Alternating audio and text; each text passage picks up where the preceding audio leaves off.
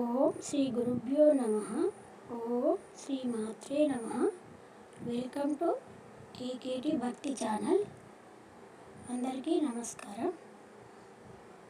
శ్రీ కనకదుర్గమ్మ కథ. పూర్వం ఇంద్రకీలాద్రి పర్వతం ఒక మహాతపస్విగా పూజలు అందుకునేవాడు. అతను భక్తితో మహాదేవుని ధ్యానం చేసేవాడు. అప్పుడు భూలోకంలో మహిషాసురుడు అనే రాక్షసుడు భయంకరంగా పెరిగి దేవతలందరికీ కష్టాలు కలిగించసాగాడు. అతను తాను ఓడించలేని వారెవరూ లేరని గర్వంతో తిరుగుతున్నాడు. దేవతలు మహిషాసురుని ఉగ్రత్వానికి భయపడి పరమశివుని వద్దకు వెళ్ళి సహాయం కోరారు. అప్పుడు మహాదేవుడు, విష్ణువు, బ్రహ్మదేవతల శక్తులను ఏకీభవించి ఒక శక్తివంతమైన అమ్మవారిని రూపొందించారు. ఆ అమ్మవారు దుర్గాదేవిగా జన్మించి మహిషాసురుని సంహరించేందుకు సిద్ధమయ్యారు. ఇంద్రకీలాద్రి పర్వతం అమ్మవారి ఆలయం. దుర్గాదేవి ఇంద్రకీలాద్రి పర్వతాన్ని ఆశ్రయించి అక్కడ ధ్యానం చేసి మహిషాసురుని సంహరించడానికి సిద్ధమయ్యారు.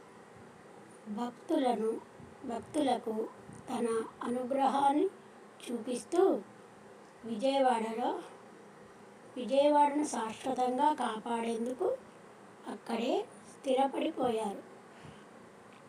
అప్పటి నుండి కనకదుర్గమ్మగా ప్రసిద్ధి చెందిన అమ్మవారు భక్తుల కోరికలు తీర్చే దైవంగా అందరికీ ఆరాధనీయంగా మారారు. ప్రతి సంవత్సరం దసరా ఉత్సవాలలో కనకదుర్గమ్మ అమ్మవారికి ప్రత్యేక పూజలు నిర్వహిస్తారు. ఇక్కడ ప్రతి సంవత్సరం దసరా నవరాత్రులు చాలా బ్రహ్మాండంగా జరుగుతాయి. ఆమె భక్తులకు ప్రసాదించే వరాలు. ఆమె అందరికీ కొంగు బంగారంగా విజయవాడలో నిలిచారు. ఆర్థిక సమస్యలు తొలగిపోతాయి. ఆమె భక్తులకు ప్రసాదించే వరాలు. ఆర్థిక సమస్యలు తొలగిపోతాయి. ఆమెను ధ్యానిస్తే శత్రువుల నుంచి రక్షణ లభిస్తుంది.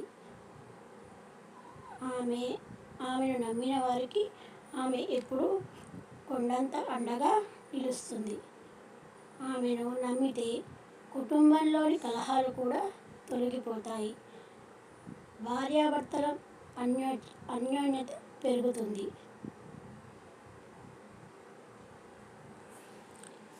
విద్య,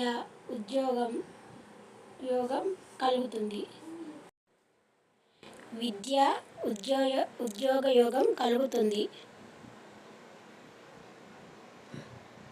ఈ విధంగా కనకదుర్గమ్మ అమ్మవారి కథ విజయవాడలో ఆమె మహత్యాన్ని తెలియజేస్తుంది. ఓం ధుం దుర్గాయై నమః. ఓం ధుం దుర్గాయై నమః. ఓం ధుం దుర్గాయై నమః. ఈ వీడియో కనుక మీకు నచ్చినట్లయితే ప్లీజ్ లైక్, షేర్ చేయండి. ప్లీజ్ సబ్స్క్రైబ్ చేసుకోండి. ఓం శ్రీ మాత్రే నమః. ఓం